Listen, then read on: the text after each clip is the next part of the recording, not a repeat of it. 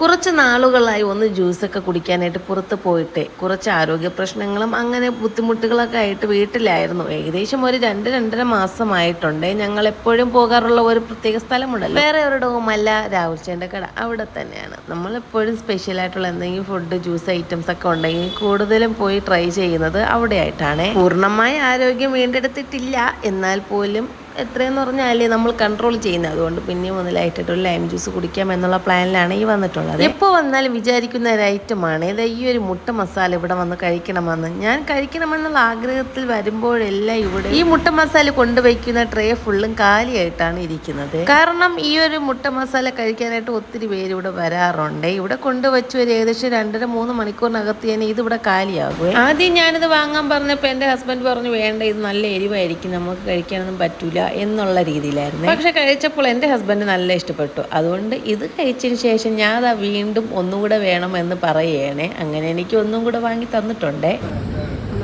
അങ്ങനെ 2 പ്ലേറ്റ് മുട്ട മസാലയും വാങ്ങി കഴിച്ചു. പിന്നെ ദാ ഈ ഒരു വലിയ ഗ്ലാസ്സിലുള്ള ഒരു ലൈം ജ്യൂസും കുടിച്ചു. എനിക്കിത് ഫുള്ളും കുടിച്ചിറക്കാനൊന്നും പറ്റിയിട്ടില്ല. ഞാനിതിൻ്റെ പകുതിയെ കുടിച്ചുള്ളൂ, കാരണം അത്രയ്ക്കും വലിയ ഗ്ലാസ് ആയിരുന്നേ. അങ്ങനെ ഇവിടുത്തെ എല്ലാ കലാപരിപാടികളും കഴിഞ്ഞ് ഞങ്ങളിത് തിരിച്ചു പോവുകയാണ്. ഈ മുട്ട മസാല കഴിക്കാൻ ആർക്കെങ്കിലും താല്പര്യം ഉണ്ടെങ്കിൽ ഒന്ന് ഏകദേശം 4 മണിക്ക് മുമ്പെങ്കിലും അവിടെ എത്തി കഴിക്കണേ, ഇല്ലെങ്കിൽ കിട്ടത്തേ ഇല്ല.